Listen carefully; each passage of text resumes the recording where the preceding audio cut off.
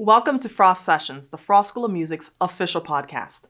On this week's episode, we feature three legendary Frost School alumni with dozens of Grammy nominations and several wins: Jon Secada, Tim Mitchell, and George Noriega.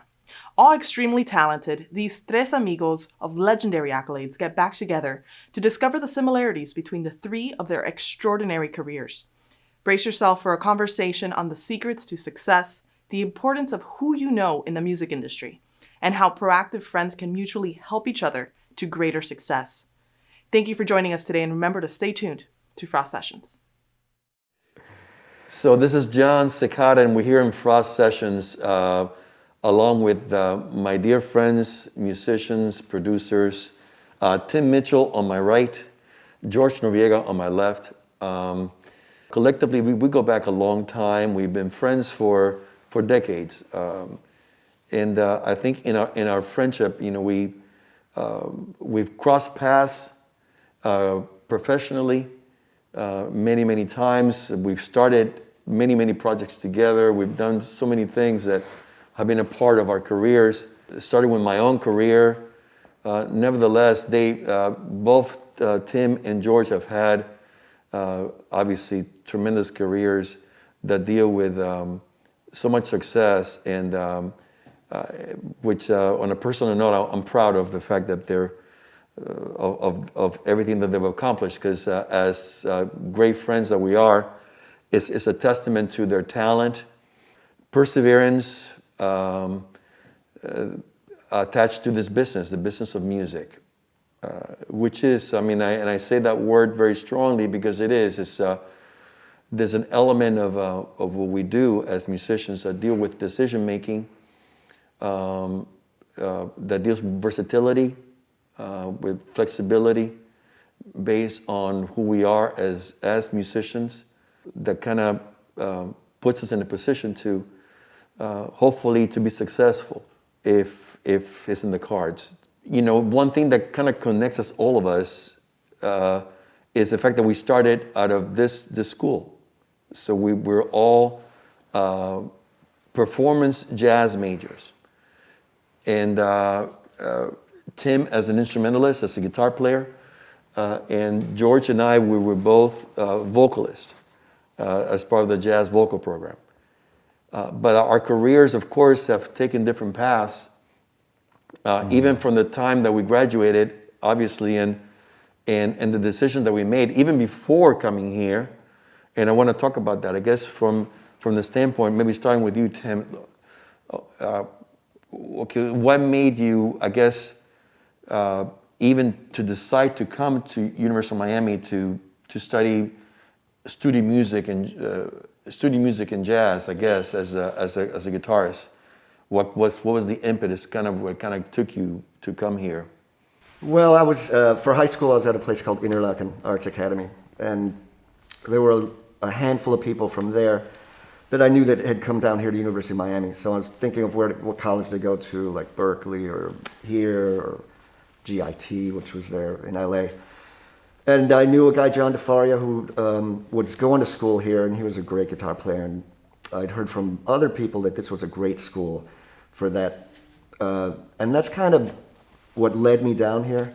And as it turns out, just packed with great musicians, and the only, maybe there were 30 guitar players here at the time or something, but, I can't tell you how much I learned from students. The school is like, it's the social environment, the people that you meet and that you interact with that become the people that, open up doors and create paths for you after the fact. So, U of M was a... So basically, you came into...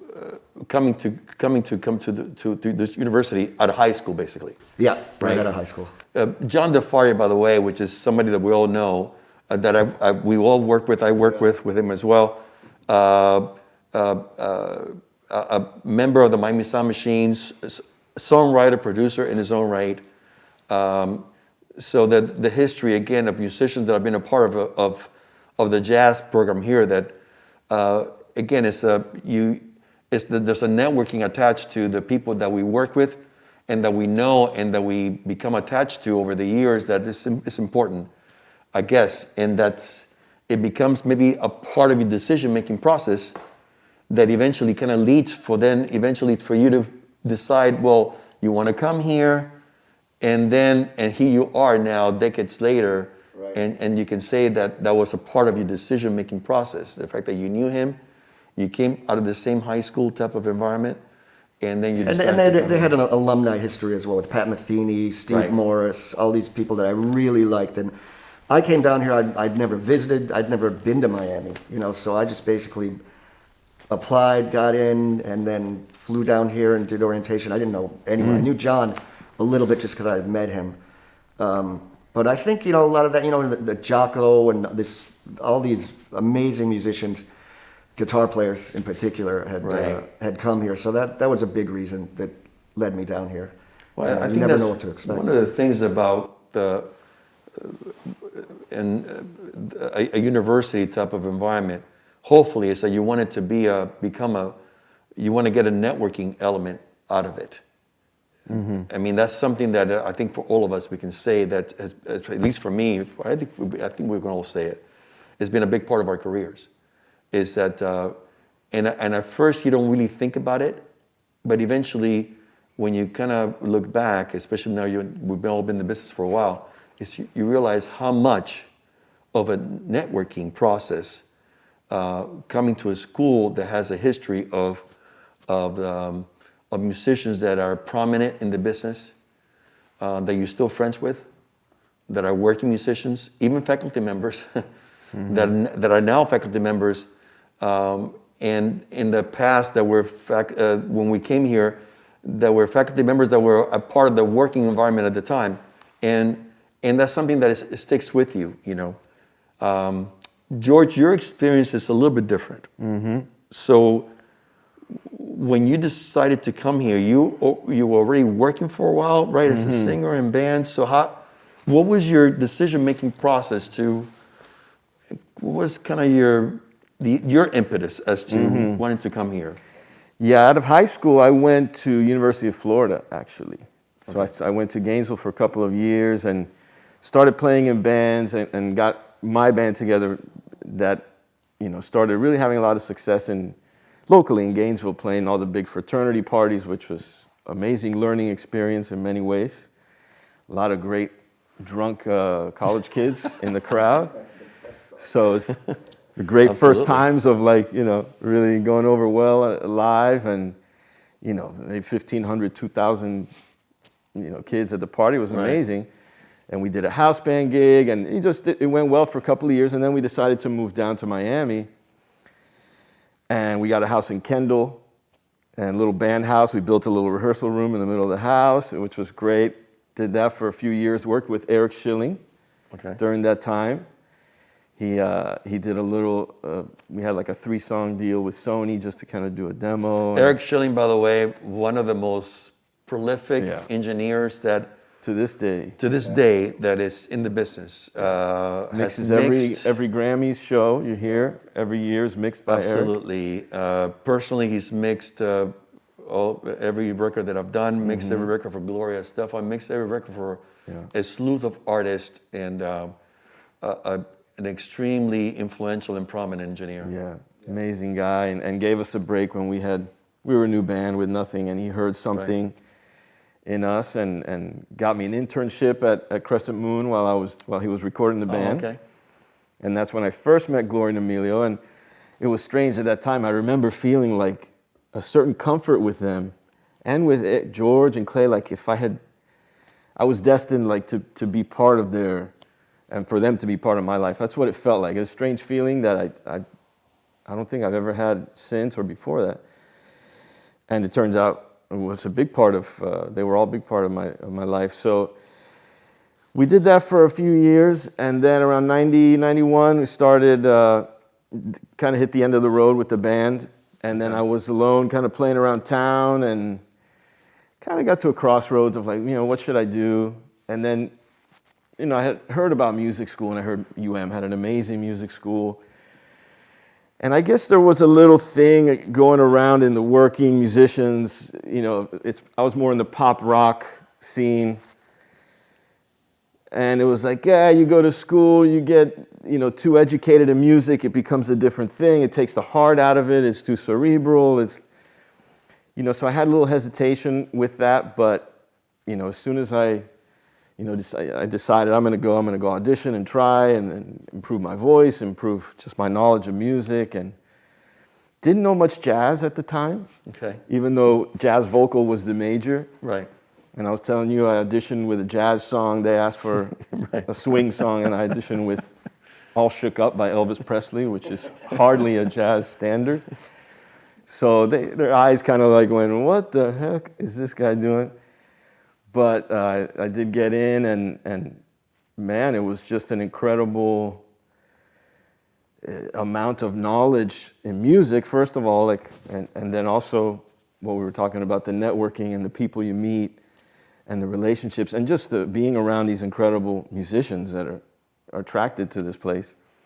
You just learn so much just watching. I met Brendan there, Brendan Buckley when he was 17 out of high school. Drummer for Shakira with Tim and Albert. Who also, he came here, I guess. Yeah, he was here at the same time. So I was a little older. I was maybe 24, 25, and so most of the kids were younger. Right. So, like we were saying, many of the relationships we made at that time are still, look at us here, amazing. 20 years later, 23 years later. So this is after you did the internship a little bit with the Estefans. Oh, okay. Yeah, that was before I came to school. But it was, a few weeks. Weeks, wasn't that long. Right. And I watched George and Clay. I was there when they were recording Coming Out of the Dark. So at this point, your idea is still to want to be follow your dream, for lack of a better word, as a performer. To be a performer, writer, singer, songwriter, band, part of a band, do your thing. Yeah. But still, you as a vocalist, Yeah. With the band, we had produced ourselves for a long time. So I did have an interest in that too. I enjoyed that process of arranging the song. What's the beat going to be? What's the guitars going to be? So we had done that as a band ourselves. So that was, before I came to school. So that was a good education in that. And I did have an interest in that. I was aware that I liked that too. But yeah, principally it was for me to, enhance my vocal ability, the writing, the knowledge of music, and to keep as a performer. Even when you graduated, was that still your idea, or was your idea changing by the time you finished your degree? Yeah, I would say when I graduated, that was still the idea. Okay. Yeah, and then right out of graduation, well, while I was in school, I met Rita Quintero, who came... A mutual friend of ours, a great vocalist. Here with you, I've known right? Also for a long time. Me and Rita went to school together. Right. I think, I was the first one to graduate out of the program, but I think Rita graduated right after me. Right, so it's the similar time around as you. the same time as a vocalist in the jazz vocal program. So she came back to Larry looking for a guy to sing some studio sessions while I was still in school. So I imagine you were doing some sessions with her?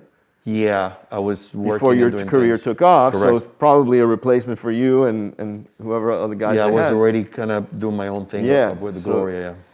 And there was a lot of work at that time. There was a lot of background vocals and for all musicians at that time in the recording world. So Larry said, well, George has had some experience in performing. He's not as green as some of the younger kids out of high school. Give him a try, So she said, okay. And she called me for a couple small gigs, and then they got bigger and bigger. And then it was, mainly me, Raul Midon, Wendy, Wendy Peterson, and Rita. And Rita we were like the four that were doing a lot of the gigs. For a little while. And we did that during school. So I was busy. I was at school, but it was first time. While working on your degree. Right. So I was in school and busy with the sessions, running around. And that was the first time I started making a little money. Music, it's like, okay, I can make some money doing this. And that kind of worked up till the end of your undergraduate degree? Right. And then it's right when as I was getting out, graduating, they were looking for a guy for Gloria Estefan's next tour, which is also pretty much replacing you. When we start to cross paths. That's right. And that was when it turned. Everything kind of started to turn for you. And I guess maybe not on purpose, but right. It was more a stable of producer-songwriters that worked for Emilio and Gloria, and that's when I started kind of leaning towards that and say, I like this. We'll get to that in a minute. That was the So turn. now, when you graduated, though, because I remember, us. I didn't graduate. Huh? I didn't quite graduate. Oh, okay. Almost. Well, you know what? Towards He the got end, gigs.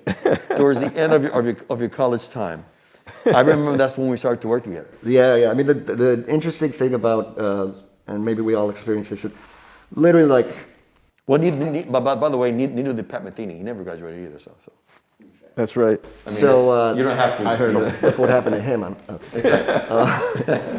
But during school, there were clubs where bands would play 6 nights a week, 4 or 5 sets a night. So I was going to school all day. This was basically, I took a little break from school, had a band, the whole thing. Got a little burned out on that. Came back to school after a couple semesters in '89. And then, it was literally like coming to school all day, then gig at night, 5, 6 nights a week, and teach in the afternoon before that. So it was like incredibly busy, but I loved it. It was great. It was, and there was so much going on. And then basically I got the gig with Expose playing guitar during that semester. So that's kind of why I cut everything short and I went out with How did you get that gig? It was just a cattle call audition thing. So they got, people in LA to audition, people, I guess, in New York and Miami. And then they'd put a few different bands together. And then, so I ended up in one, and then there were 3 other bands or something. And then they ended up being basically the band I was in minus the bass player, which was Brad Russell, and they changed to another guy. So. Expose, by the way, for maybe the young generation, one of the most, in the 80s. Yeah. Was one of the most. What was the big hit? Was one of the Point biggest No girl No groups, Return. dance music groups, extremely popular for a long time, and so it was a cattle call gig that you got. That I got, exactly. And then, at that point, it was, we did a lot of promo, which is all TV, so you're, coming from just being in school and everything seemed like, a lot of money and a lot of fun, and it was fun, and we went all over the States. We did a tour. I mean, we must have toured for like a year and a half, I think. Wow. And then, and that's the reason I didn't come back to school. Right, And then you were gigging, working, you were busy. my goal when finishing school was to get a gig like that. I think my original goal as a kid was to be in a band like Led Zeppelin and have a castle in England, like everyone does. Right. I thought that was the gig. Yeah. And so anyway, that was happening, and then that stopped at one point, and I moved out to LA and got into the scene there. Now, how did you hook up with the Bob Seger band? That was like a long time coming. I was going to school here, and I was flying home for Christmas to Detroit, and the Seger sax player was on the plane. I didn't recognize him, but I saw he had a horn in a case, and I was like, "Oh, hey, do you play?" And who do you play with? And he said, "Silver Bullet Band." And I said, "Oh yeah, I know you're alto reed, I think that." And as we're talking and hanging out, I was like, "Hey, if you're ever, looking for someone, guitar player, man, I'd love to do it." And he was like, "Well, maybe, but here's the address of the office. Why don't you do a demo and send it to us?" Got to Detroit, Christmas time, did a demo in this little studio, sent it, heard nothing. Right. Nothing. And then a few years later, that year I came back in '89. I went to Ace Music, which was in North Miami, to meet Steve Vai, who was doing a signing fee there. And so I walked in, because the guy who worked there let me in early, and Alto, the sax player, was there. And I said, "Hey, aren't you Alto Reed?" And he was like, "Yeah." What? I was like, "No, I met you on a plane a few years back," and da. So then he said that he had a studio that he just put together in his house. He lived on Key Biscayne, and he's doing some demos for film, because Seeger had like Beverly Hills Cop and a lot of movie success with. Bob Seger, by the way, of course, Rock and Roll Hall of Famer. Legend. Yeah. Legend, right? I mean, I was like a little kid when I would go see him, you know, at the basketball arena in Detroit. He's from Detroit, right? He's from Detroit, yeah. So I just, it's funny because then I started working with Alto on these tracks, and he really liked me. And then later, a few months later, the band was coming down to rehearse because they were trying to get Bob to. So it started with demos that you did with. Started with demos in the Alto. office. Started hearing Punch Andrews, who's Seeger's manager at the time. They started hearing me, and then the other guys in the band came down for like a spring kind of thing with their families and wanted to rehearse. So I rehearsed with them and got along with those guys great. Still know Bob. And then after that, like I basically made a huge point of if I had a break from the Expose tour or something, I'd go back to Detroit and try to work with these guys. I started writing with Craig, the keyboard player, and still know Bob. And then eventually, you know, there's a long story or whatever, but Craig and I were writing a lot of songs together, and then Bob started to hear those. And then eventually I met Bob and I auditioned. We played together, did a video together, and he didn't tour at that point. He wanted to do an album. So I went into the studio with him in Nashville and LA for like a year working on this album. And then In Nashville. Nashville and LA, yeah. Okay. And then and he's just, you know, the nicest guy. He'd like help me get my amp out of the car and like I'd pick him up in my pickup truck at the Chateau Mama. Oh, that's Like- funny. But it started with a demo tape out of a conversation in a plane. Right. Did. I mean, It started with you. if I had not decided to come back to school, I wouldn't have heard about Steve Vai being at Ace Music because I was going through registration for that semester. Right. And someone said that, so I went up there. I wouldn't have run into him again, and then it never would have happened. Or if you wouldn't have said, "Oh, you got a sax there? What is that?" Exactly. Just Even in that. the initial connection know. with Alto. So Yeah, and then that just turned into, you know, the whole thing. And then Just we talking got, about that earlier, about those little moments that you kind of trace back to. how things Yeah, start. someone you spoke to somebody, a phone call, Well, and that's that's all something that- making that effort, you know. You know, it speaks to everybody that I guess all of us are in the music business. Everybody that comes out of the school, out of this program, out of any music program, really, it's how do you actually connect to get to the next level? And there's no formula to it. There really isn't, except your perseverance, your ambition, your work ethic, your whatever discipline and sacrifice that you attach to whatever you want to do, and then it's all in destiny in the cards, and how often you kind of stay on top of it. And there's no guarantees, but then eventually there's something to be said, I guess, about that element of perseverance. At any level, you're always just throwing little lines out to see what, you know, if you catch anything or if Right. something's going to come of a certain conversation or a phone call or reaching out. And you just never know where it's going to come from. So, you know, you start doing some vocal gigs, but then you start meddling into the songwriting element of things. Yeah, How did that evolve out of the fact that you were doing some background vocal work? I guess at that point, you know. Well, with my band, before I went to school, we were producing and writing everything. So I had been writing and producing a lot, and with mainly two other guys in the band, we kind of wrote it and produced everything. So, but it was in that band Just kind to of kind of atmosphere. let people know, production meaning that, you know, besides the writing of a song, you actually work out the arrangement, the beat, Right. you know, Yeah, the whole- every element attached to Right. putting together a recording of it, Right. correct? Right. Yeah. So you have the song with the basic chords and the melody and the lyric. You know, it's the basic construct of. But then of the a song. production element is putting it together in some type of recording package, so that Right. you know, with however you want it to sound, which is, Right. if the song is right, then the production element becomes a Yeah. big deal. Which how you decide to put the drums, the bass, Right. this, you know. The whole instrumentation and the whole feel and the beat. And you know, up until that point, it was a band, so it was, the production side was mainly in that type of, you know, a couple of guitars, a keyboard player, a bass, and the drums, and that was it, and vocal production. Always a team effort, so to speak? Well, I mean, in the sense of the instrumentation and the genre and the style was in that kind of pop rock band. Right.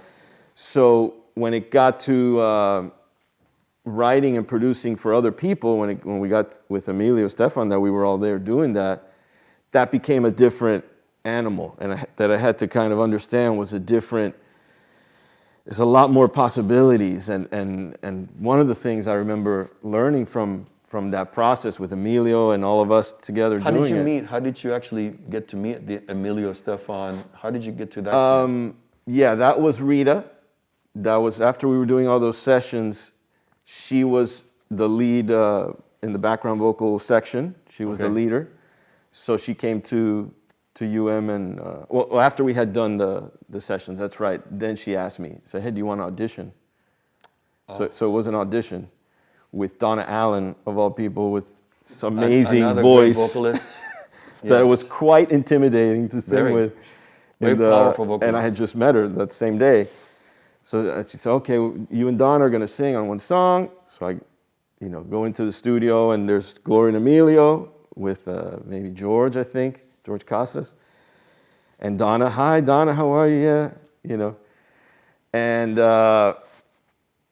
it was, the song that we sang on was a song called Destiny. I remember that. So it was kind of ironic. I said, wow, I kind of always felt that this was my destiny, to be with, and I swear it was that type of feeling when I first met her as an intern, because they're very warm and, you know, they're Cuban. My parents are Cuban. I come from that same type of. It was always a very welcoming type of environment. But it was more than that, because I've met a lot of Cuban people that talk like me and my family and all that, and I didn't get that feeling. It was beyond that. It was a feeling of just like, they're going to be part of my life, and somehow, I don't know how. And there I was, and I show up, and the song is called Destiny, and I'm like, okay, Destiny, here we go. And we just did the part, and I guess we did okay, and we got Donna and I both got the gigs, because I guess Donna was auditioning as well. So that was your entrance into the whole working with Gloria and Emilio, yeah. With the production team. Yeah, so then it was the tour, and then during the tour, meeting all the guys in the band who were producers and writers for Emilio, and I said, ooh, I'd like to do that. That sounds amazing, you know, that would be, and just watching that process of writing and creating a sound for other artists and producing, you know, with different genres and create, hey, what can we do for this artist and their next step? That was a whole different thing than just producing for the band. But I really liked that. I really took to that. I felt like, ooh, I like coming up with a sound and having that vision for you. Yeah. So that's where I started getting into more producer songwriting for other people. And it made that shift. You know, I always wondered, George, because I've known you, you know, for a while, I guess since the mid-90s, but I always wondered where was it? What was the initial thing that kind of triggered the whole idea, like, oh, wait a minute, no, you know what? Yeah, I'm enjoying kind of the process of writing, even though I'm a vocalist myself, but writing, working for other artists, because I also enjoy that as well. Right. Of course, my career, thank God, you know, it went in a different route. But even though when I was still doing my thing, I still enjoyed it because I did it for so long. I wrote, I was in the studio every day. I started out doing that for so long, writing, working, background vocal stuff, production work. And I always realized how much I enjoyed it, even though I'm, you know, obviously more than extremely thankful that my career went that it did. But understanding, realizing that if I had stayed in that, you know, just as a vocalist, but as a producer, songwriter, how much I really truly enjoyed it. Right. And it reflected itself in other ways later, like as we know with other songs and things that we did. Then when I was working on my own music for my own records, how it reflected, like when I was writing something, how I could work for another artist. Right. And but I'm happy to hear. I'm like, it's interesting to hear, like your impetus. Like, well, because I use that word a lot because you never know what's going to be the thing that's going to drive you Right. to kind of switch gears. Right. I never switched gears. You did. Right. See, my career went, in a different route. Right. But you switch gears altogether. You're like, no. And then once you switch gears, you stayed there. Yeah. Right? Yeah, I guess part of it was just I was blessed too to have success pretty early on in doing that. With Ricky Martin when we wrote "She's All I Ever Had" and "Shake Your Bonbon" and a huge album. That was one of the first things I did. Pretty sure one of the first big projects that we worked on. And let's talk about that. Let's talk about again. I've known you both for so long. So let's talk about in this podcast about your credits because they are significant. You were a part of a big record early on in your career as a producer and as a writer. And Ricky Martin was a big part of your career. So explain how that came along, how that came to be, and then how that reflected itself after that, because then your career really took off in that department, even though you stopped working with the Estefans, but it didn't matter. It already had started in that path attached to that particular project. Yeah. The first song that was placed, that was a big song that we did with Emilio, was Baila, that we did together. Oh, that's right. Jennifer Lopez. For Jennifer Lopez. For Jennifer Lopez, her debut album. So that was kind of the first step. Like, okay, we got some, because a lot of it was writing, didn't get on, do a demo, didn't get on. Right. Which is another thing I think it's important that I know all three of us have a lot of, is just that determination of, hey, it's like a batter, you're gonna not get on base 2/3 of the time and you're doing great.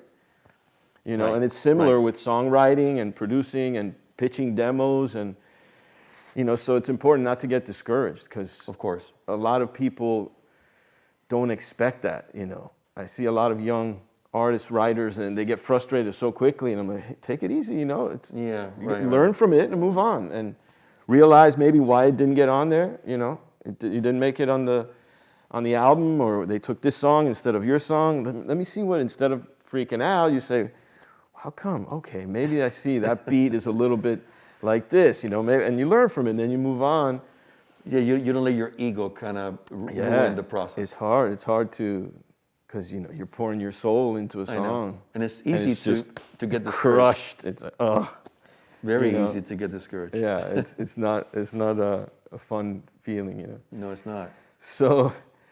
Then after the J-Lo thing, then I remember Ricky was very successful in the Latin side, but he was doing an English album, and it was the album that La Vida Loca was on, which became a huge worldwide smash. Right. Cover of Time, cover of Newsweek, one of those phenomenons that is hard to explain. But, and we really I didn't expect that much of, he's doing an English album. Oh, let's see if this guy can cross over. There really hadn't been a big crossover yet. That was kind of the beginning of it. Right. Him, J-Lo, Mark. And he performed on the Grammys, Cup of Life. I remember that. And that moment where it just blew everybody away. I remember Madonna was in the front, like, oh my God, who's this kid? And it was just a big impact in the American market. Right. And we were still working on the album. It wasn't done yet. So I remember the excitement and the interest of Tommy Mottola, who was the head of Sony at the time, became a lot bigger on that album. All of a sudden, it was priority. Yeah. And we were finishing up the songs, the recordings. By the way, for the record, there used to be a time, I don't know if it still exists, that same process whereby, you would work on a complete album, let's say, 10, 12 songs. Good point. And while you were working on that, you were focusing maybe on 1, 2, 3 songs at first that would be the songs that would be out on the radio or that will be released for people to hear, Singles, right? yeah, the big singles. While you were working on what would be what was considered the finished product of an album. So that was always that used to be the model for a long time. That's right. It's not anymore, but They would put the single out first, maybe Correct. 2, and then release the album a couple months later, or whatever. right.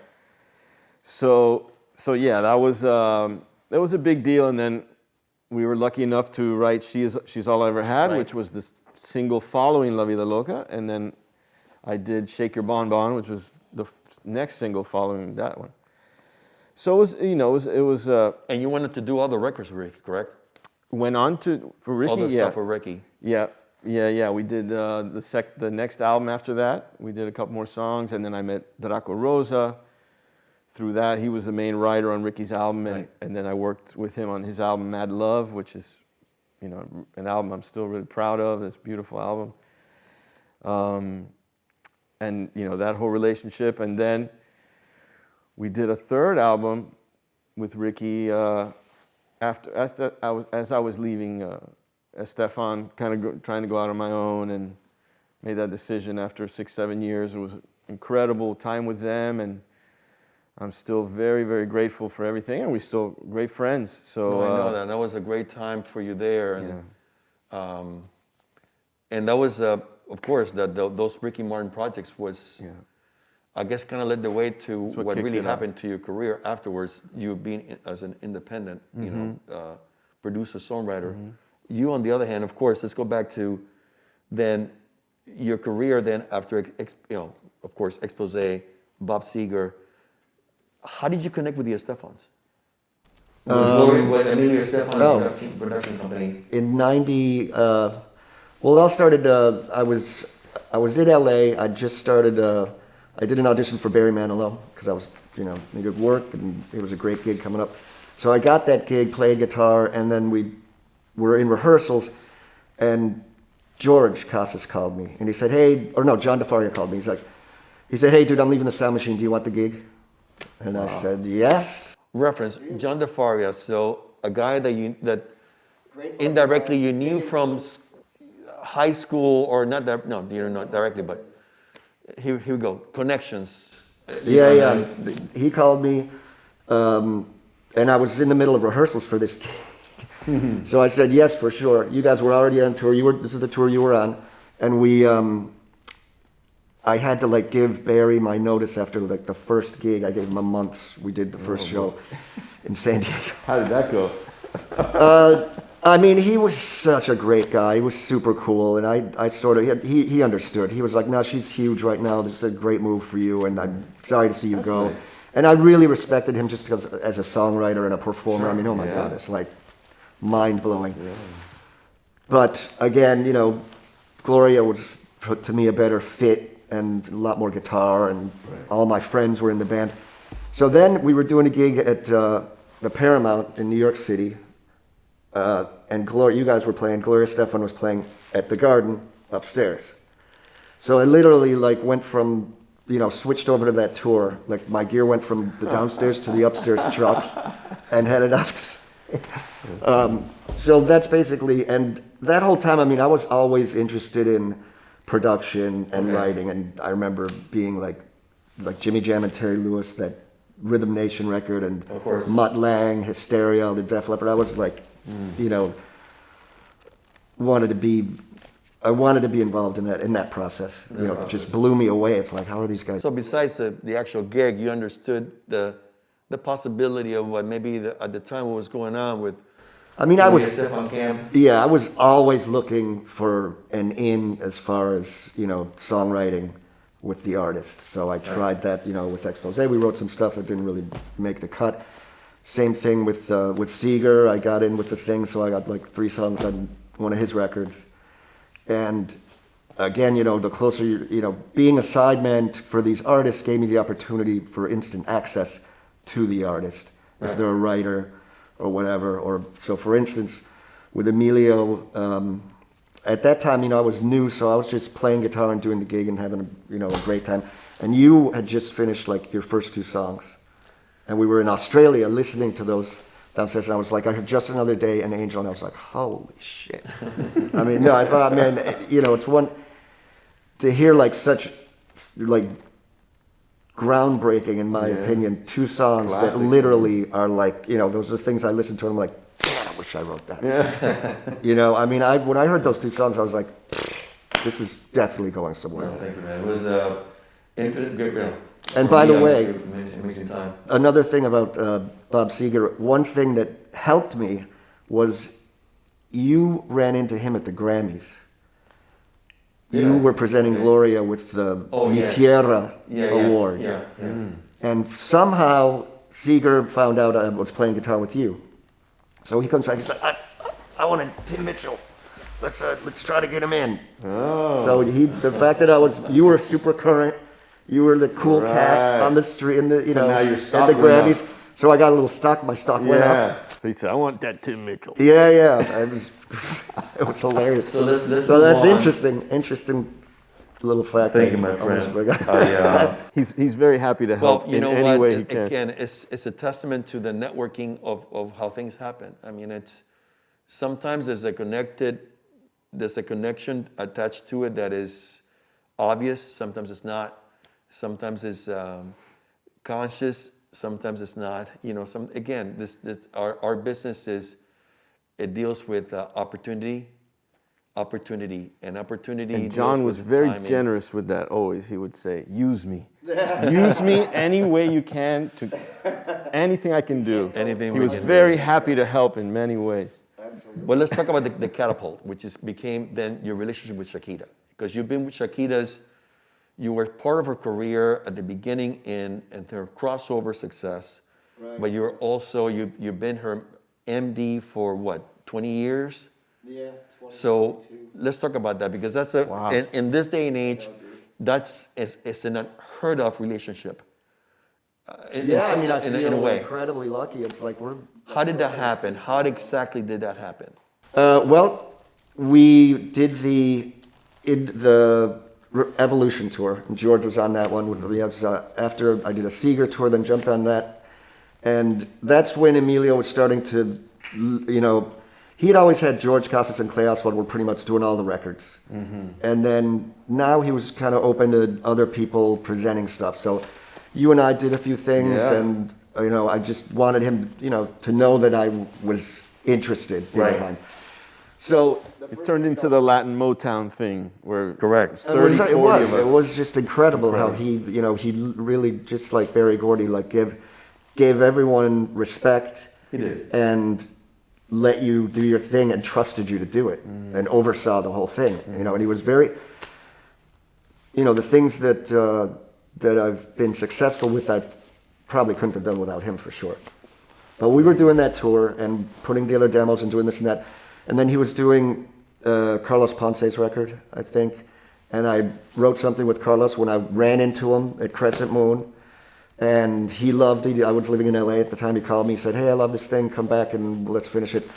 So then Shakira was in the studio at the same time working on Donde Están los Ladrones, which was her second album. Huge record for her in Spanish. Huge record. And that's when I met her. And then the first thing was that she had to do a Sony release party for that album, which was here in Miami, I think. And then basically the sound machine backed her up. I think Clay, I don't know if Clay was there, but and I was George Casas was MDing that at the time. But she was a very intense working person. Like, she's driven, forget about it. And a lot of, I was really into that, and I just wanted to, after rehearsal, I'd hang out with her and we'd like mess around, and then she'd be, oh, I like that. So we started writing and hanging out. And we had so much in common musically, and I think Emilio saw that as well. So he kind of, helped that door open. Emilio Estefan was really good about connecting people. I thought, especially during that time. And he was her manager at the time. And he was her manager at the time. How did that song, that her first hit song, crossover song, Whenever, how did that come about? Well, I think so. did the Unplugged album, which Right. was cool, and that's when I started MDing for her, was basically doing the Unplugged album, and George was on that. And then she started working on an English crossover album, which sort of terrified her, you know? Was she? Yeah. But Emilio and Tommy Mottola, they were like, let's do this, come on, let's do it. So I went to the first thing, I think was in the Bahamas. I think I went there for a few months or something. We wrote a bunch of things together. Then I came back, then we all went to Argentina. George was with me. We got a good song down there. Uruguay? In Uruguay.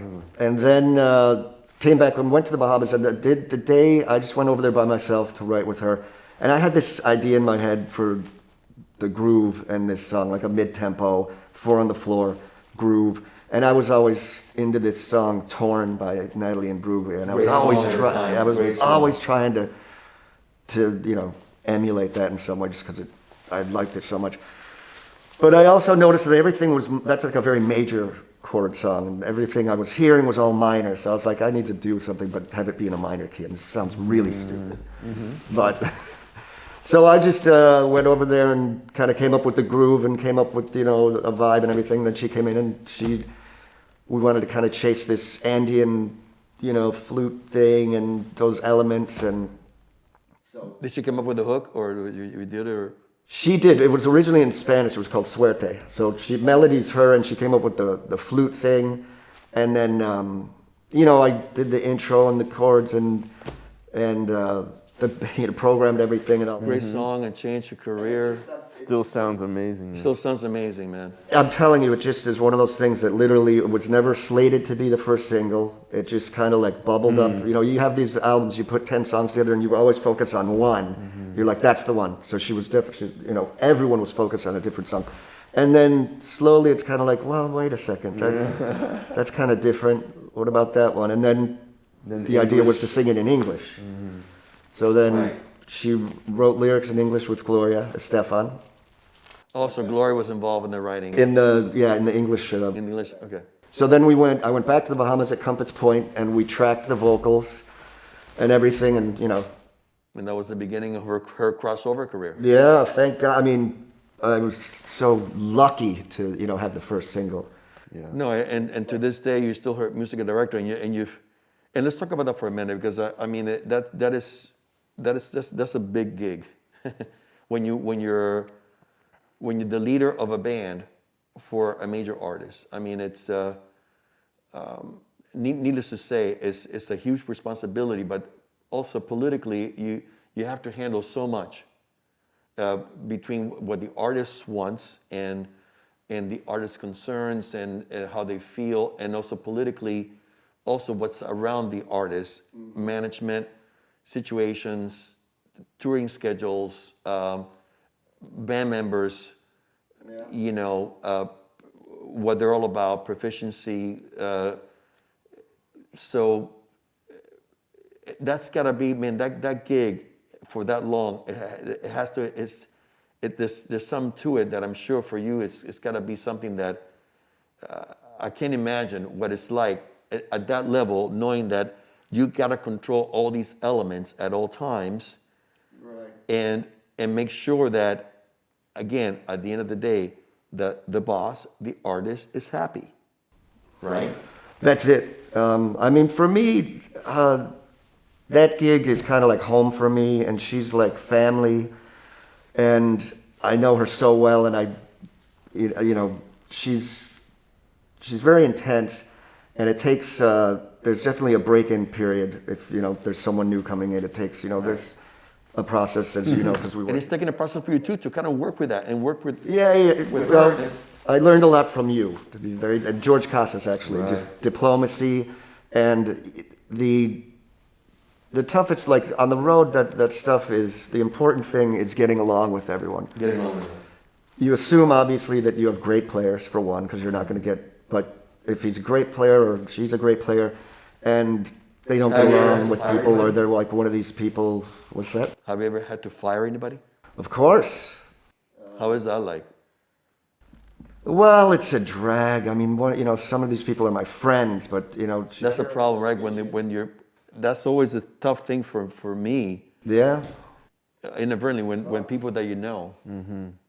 And, sometimes you don't necessarily agree with the decision, but it's not your decision to make. Correct. And, with someone like Shakira, she has a vision of where she wants to go and how she wants them to be and how she wants things to sound in every detail. And you're the guy that's got to make the call. Well, she tells me what she wants. I want to make her happy, Make it basically. And, there's bumps in the road without a doubt with anybody, with anyone. But the stuff for me, like we've done a lot of complex things where like the World Cup, we did 3 of those and, those are intense because you've got advertisers and everyone's talking to you about everything. You did the Olympics too. No, we did 3 World Cups, the finals. So then, you also have to, it's a live kind of thing. You get one shot. It's like the Super Bowl, but bigger. Amazing. But still, it never seemed like besides the lack of sleep, it was never something that I felt like I, was in over my head. And I guess it's a testament to the fact that your experience along the way, and then the fact that your growth process as a musician and as a band leader. And I think that's one of the things Tim brings to as a band, among many things, but as a musical director, band leader, is just that attitude of like, hey, it's a gig, it's cool, it's going to be all right, and there's not that, oh my God, it's the World Cup and we have to get it right. And if you have someone that's that, freaked out, setting the tone, it's going to freak the band out and you're not going to get things the best out of everybody. And I think you have that natural talent, ability to just kind of make people relax and have a good time, and it's going to be awesome. New things with her, right? You just some new recordings with her recently. Yeah, we got a song that's out now. "Girl Like Me." Awesome. Just came out. That's great, But and the other thing like that, we've done a lot of things with multiple artists as well. So you've got and you've done this as well. So when you're representing one artist. And then you've got 2 other big artists also involved, or whatever. I mean, I've done it so many times with Shakira, with some legendary artists that it's never been a real issue. But there's delicate. It's delicate. It can be delicate. My friend, you're extremely modest. You're a diplomat, and I love that about you because you've always been that way. At the same time, you're a tremendous musician. One time, and I'm going to say this, one time I called you out of the blue. I was in a spot, and I needed somebody last minute, and luckily you were available. What was that? Brazil? Yeah, man. And you learned all that material. You learned it in a day, and Wow. and it's a testament to your musicianship. That was fun. And friendship. And friendship. And thank you. Call me anytime. And by the way, you've worked with you've worked with some great artists, and among them, another icon, Roberto Carlos, which for anybody who knows anything about international music, as from Brazil to the rest of Latin America, an icon. Another icon. Yeah.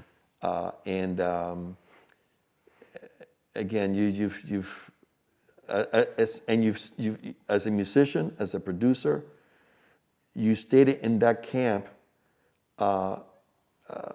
and still practicing and doing who you are, which is being a hell of a great guitar player. And this is amazing, bro. Really. Now, That's great. talk about Mana, because Mana is another group.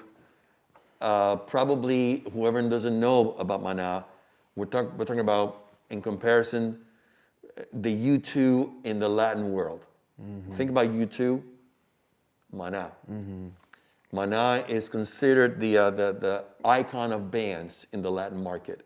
Mm-hmm. How in the world did you connect with Mana? Well, connected actually where we left off with Ricky Martin. Ricky Martin's manager, Angelo Medina, became Mana's manager. And I have to give him so much credit, and among so many other people, like I mentioned, Rita and Ed Kaya, which we have brought up, and Emilio Estefan, and there's 4 or 5 key people, Eric Schilling, you know, that really took me into areas that I would have never gotten into, opening the doors, that we said. So Angelo Medina, you know, I met him with Ricky Martin, convinced Draco to work with me, you know, and put that whole thing together. Ednita Nazario also hooked that up. Another band, Black Guayaba from Puerto Rico, a very great, cool band. All hooked up by Angelo, and then he brought Maná, and he worked on Maná. It took about a year. I think we went to a Maná show once. He was trying to Really? Yeah, he kept working it. He says, "You're the guy for them." There was a Univision thing here.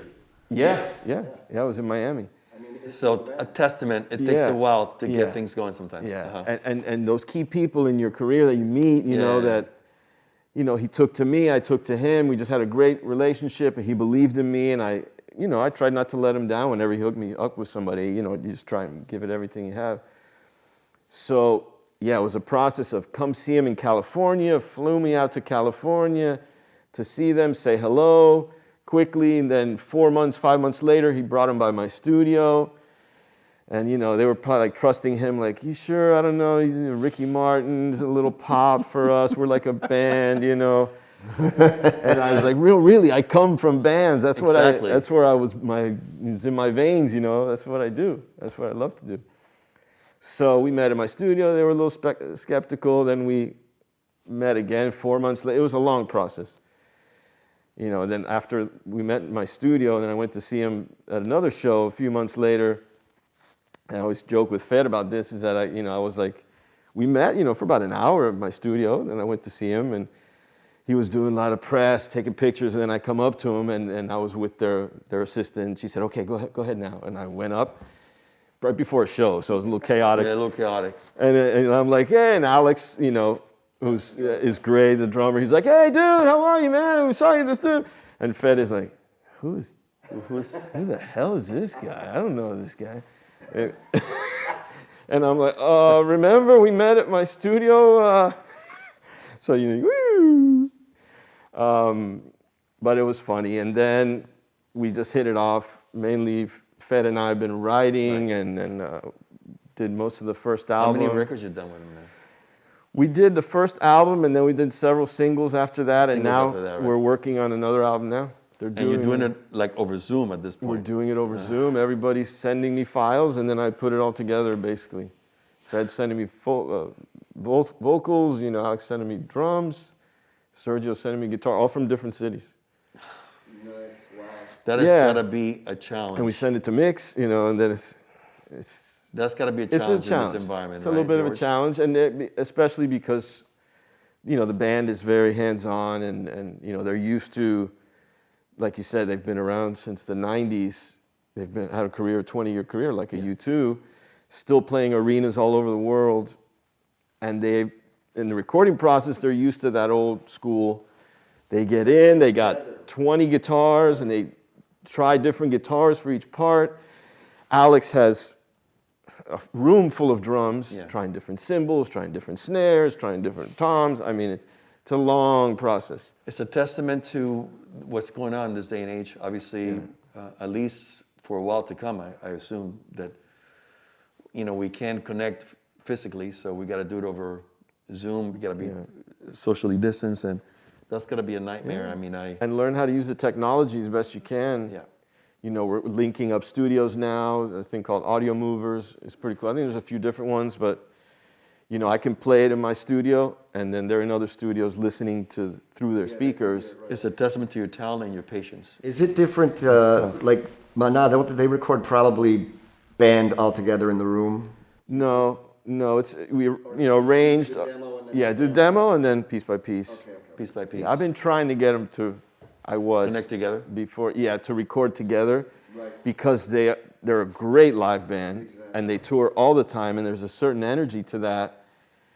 So I think it would be an interesting thing to do, and we were kind of in that process, but now with COVID, it's not happening. Before we wrap up, I want to talk about your last success, because it's significant, especially in this day and age. Mm-hmm. I want to talk about Calma. I want to talk about Pedro Capo, and how that came about, because I know it seems like one song, it happened, you know, overnight, right? Huge success. but that's not the case. You've been working with Yeah. Pedro. Yeah, for at least 5-6 years. Five, 6 years. Yeah. Now we're talking about a song that this past year, Song of the Year, Last correct? year, yeah. 2 billion streams. Vamos a la playa. Just for you to understand what we're talking about. He co-wrote it, produced it. How did that come about after working with him for so long? Mm-hmm. I know because you've done records with him. How did politically came about to actually go there to connect the pieces to do that song? Yeah, I mean, Pedro's an incredible singer-songwriter, and he can do so many things. Pedro Cano, correct? Pedro Capo. Capo, perdón. Capo, and his grandfather's Bobby Capo. Bobby Capo. Bobby Capo, a legend from Puerto Rico, songwriter and singer also. It was tricky because it was at the time, we did a couple of albums trying to find his sound. Sony approached me, it was Paul Forat, you remember Paul? And then Isabel de Jesus from Sony, his A&R, and they were trying to find his sound. He had elements that were kind of a Ricky a little bit, had elements that were a little Draco. Okay. So he was kind of like this in between, and then we managed to kind of find his own voice. That is, he's got obviously a singer-songwriter, ballads, beautiful, and then he's got this kind of rock side a little bit, and he's got this salsero side a little bit, and it's just this combination. So it's a pop fusion, whatever. Yeah. Okay. And we did, one album that was a little more singer-songwriter, and then reggaeton, urbano started coming onto the scene. We did an album of covers we did your song, of course. We did Otro Día Más. Oh, I think you told me, bro. Yeah, That's right. we did a whole nother arrangement of it. So it was kind of like, That's right. You told me that. it was a song of covers, big hits I from heard the it. I 80s and remember hearing it. 90s. Of course. So that was the concept. But then it was like, okay, now what are you going to do? You're like the singer-songwriter guy, but this urbano reggaeton thing is happening. How are you going to fit into this? So he spent, I would say, a year and a half or so writing with a bunch of different people, different groups, some of the guys that do reggaeton. And he would, come back and tell me, man, they're just like taking me out of the equation, basically, And it sounds like everything else is on the radio, and it's great. It's really well done. Right. But it's not me. Right. And I don't think I can compete with those guys doing that. That's not what I do, Because they were kind of taking his sauce out of it, in other words. Right. With the lyrics, he's a great lyricist. And then, I think it was the minute we tried to not follow anything that was on the radio.